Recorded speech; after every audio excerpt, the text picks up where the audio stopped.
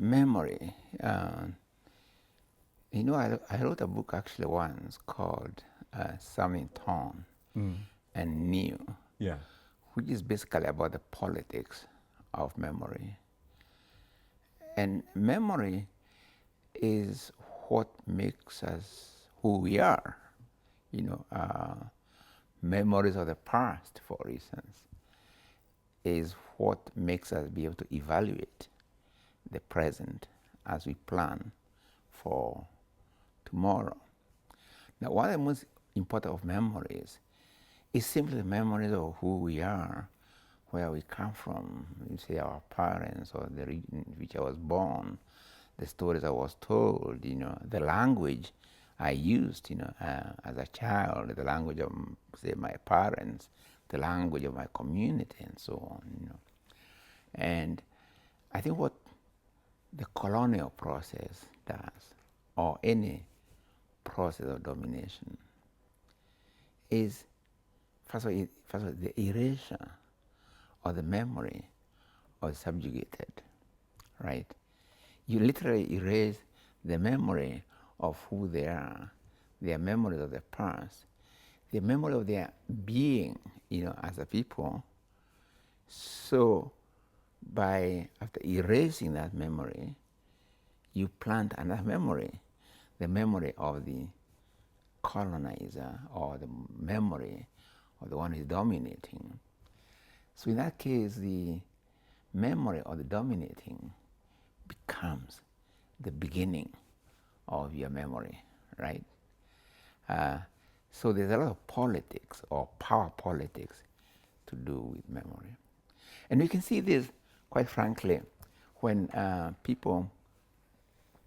can see this when people have colonized another territory. The first thing you do is change actually the name of the territory they have conquered, or dominated. So, for instance, New York becomes not the name of how the place was called by the Native Americans, because there were people before, but called New York in terms of the invading presence, So in America, you had of New England, New Britain, New Haven, New York, New everything. And the same, really, whenever one people have conquered another territory, the first thing they do is actually try to plant their memory on the land that they have first of all, the geography of what they have conquered, first of all, and thereafter on the body and mind of the conquered. Of course, one of the best ways of establishing this memory is literally language, right? You contrast the two terms, dismember and remember. Yes, because you are dismembering the dominant. Particularly in the case of Africa, it's very, very clear that through language, the Africans who were enslaved in the American and Caribbean plantations, the first thing that happened almost automatically in all of them was the cutting off their linguistic connections to Africa. Whereas the Spanish planter, the Portuguese planter, the English planter, the Dutch, the French, their linguistic connections to Europe are left intact, right? But the African linguistic connection to the continent is cut off, And language is obviously the most important thing about memory. Language is really the keeper. Everybody's language is really the keeper of their memory. Yeah. So we see that happening to African people in the New World, right? So they had to begin to construct new languages where they did not use the language of the master, or try to mix the language of the master with other things, try to find another way of reconnecting with their memory. Yeah. So that would make it very important for example, to write in African languages, but there's a new problem there, you might say, where in a globalized world, everybody speaks English if they want to get published. No, they also speak Russian, and they speak Japanese, and they speak Chinese, and they speak Danish, and they speak Swedish. It's only that after, say, in the case of Denmark, the way I understand it, is like English is almost the second language. But it is not meant the Danish people abandoning Danish. That's the key. In the case of the conquered, they are made to disconnect with their language and connect with an entirely new linguistic system. It's not a question of them retaining their language with all its memories and then adding English or French or Swedish to it. No, it's a question of abandonment. It's a question of their language being completely replaced by English. It's like in the case of Denmark, if English was to completely erase Danish language, from Denmark altogether, so that overnight, all Danish people, although they call themselves Danish, become English speakers without any memory of Danish or what Danish language might have meant for them as a people. But to add another language to what you have, that's good. I'm not English is not my native tongue, right? I speak Gikuyu or Kiswahili, but you and I are now conversing in English. But there's no reason we couldn't have been discussing the same in Danish, if I knew Danish, or in Gikuyu, if you knew Gikuyu, or in Kiswahili, if you knew Kiswahili, or in Japanese, if both of us knew Japanese, right? Right. So there's a difference between adding another language to what you already have, which I call empowerment, and what I call the other, where you add many languages. You remove your own language completely, and then you acquire other languages, which I call enslavement. Yeah. Do you see any signs or any hope that a strong African literature talking African languages are emerging? Or it's definitely. First of all, although English language and French are still dominating, and Portuguese, but in fact, the tradition of African people writing in their own languages have always been there. South Africa is a case in point. Kiswahili literature in Kenya and East Africa is a case in point. Amharic in Ethiopia is a case in point. But you see, this is where the politics of identity come in.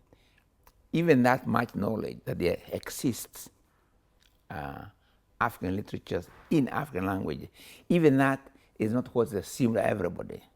Everybody assumes, including African people themselves, that African literature is literature in English or French, right?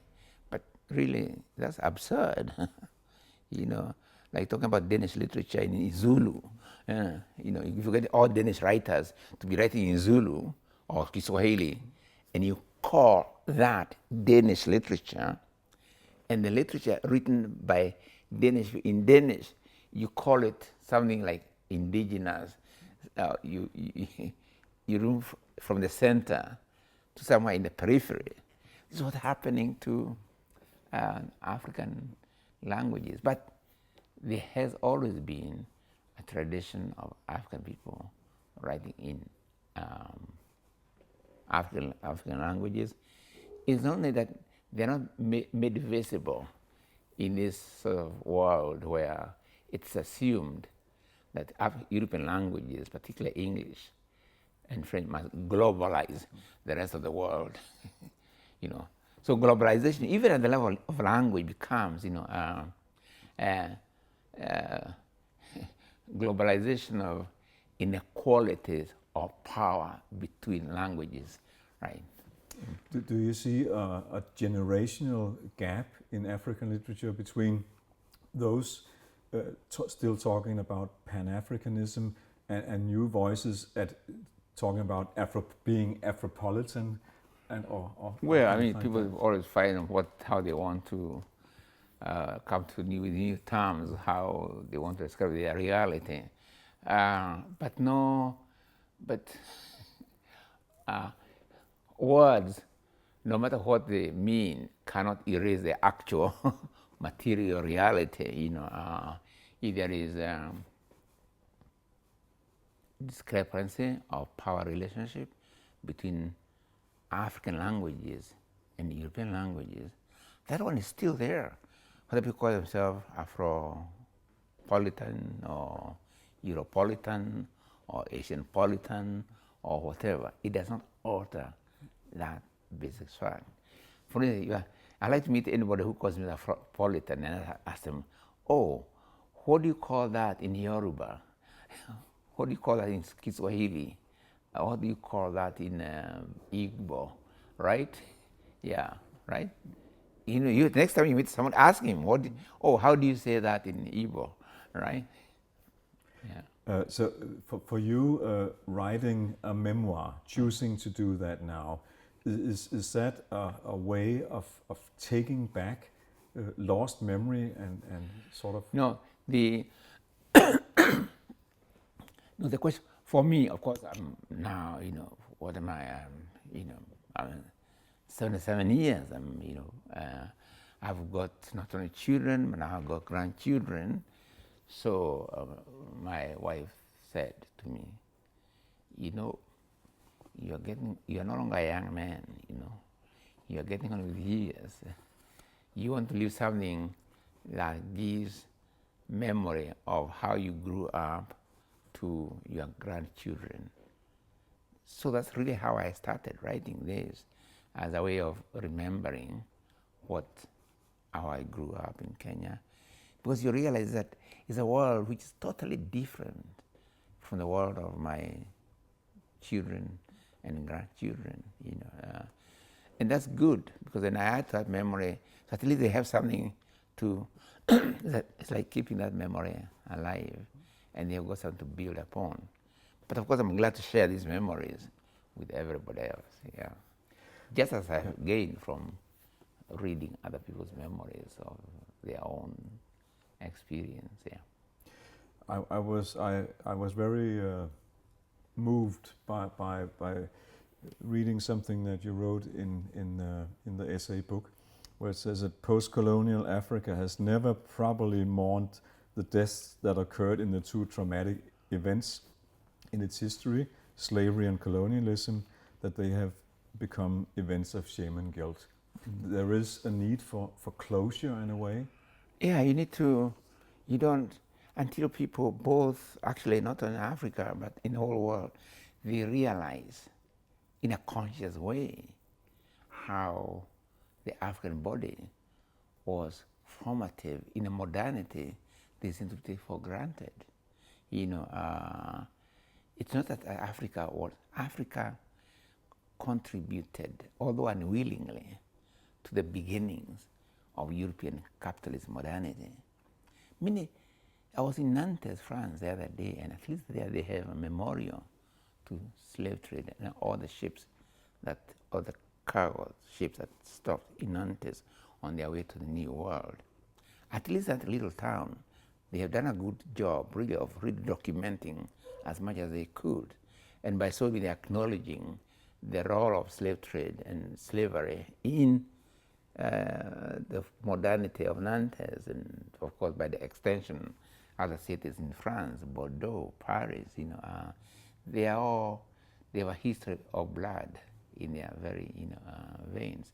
But Denmark was actually a slaveholding at the beginning, and many Danes may forget, or Swedes for that matter, we didn't actually play a role in slave trade. It's the English and the French and so on. But it's not true.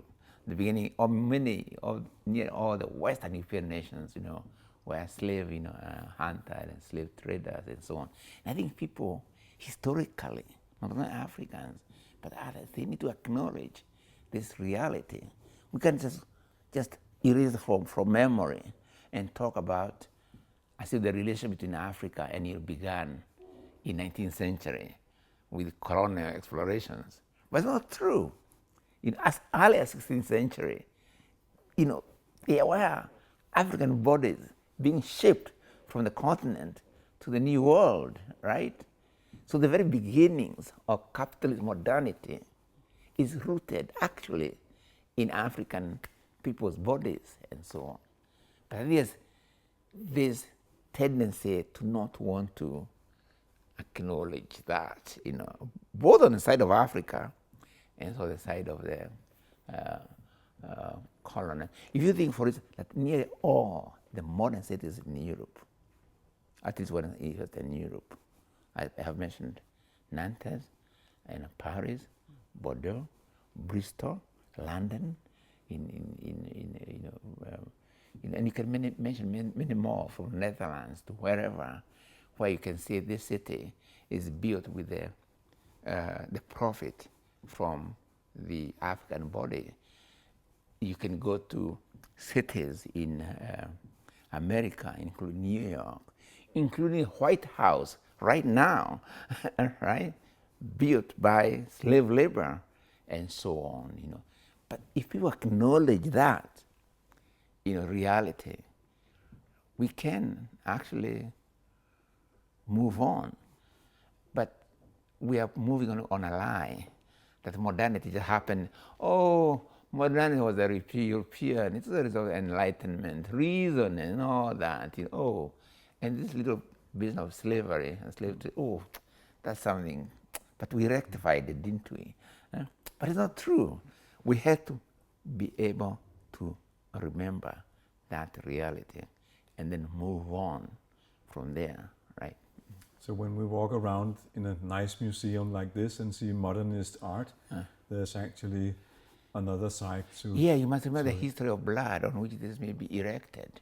I was in Paraty, Brazil, I think last month, a very important festival that takes place in Paraty. Is really great. And Paraty is such a beautiful little town with blue hills around and water. It's really a pristine kind of, little town.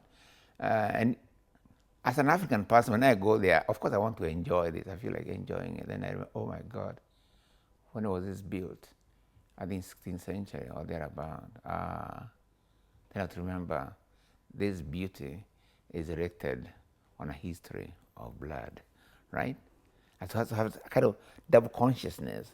One which is, acknowledge the prettiness and so on, but the other one, hey, wait a minute. There's a history of blood to this prettiness. So also are the cities of Sao Paulo, or Rio, and others, yeah. It's the same story all over the world in relation to Africa.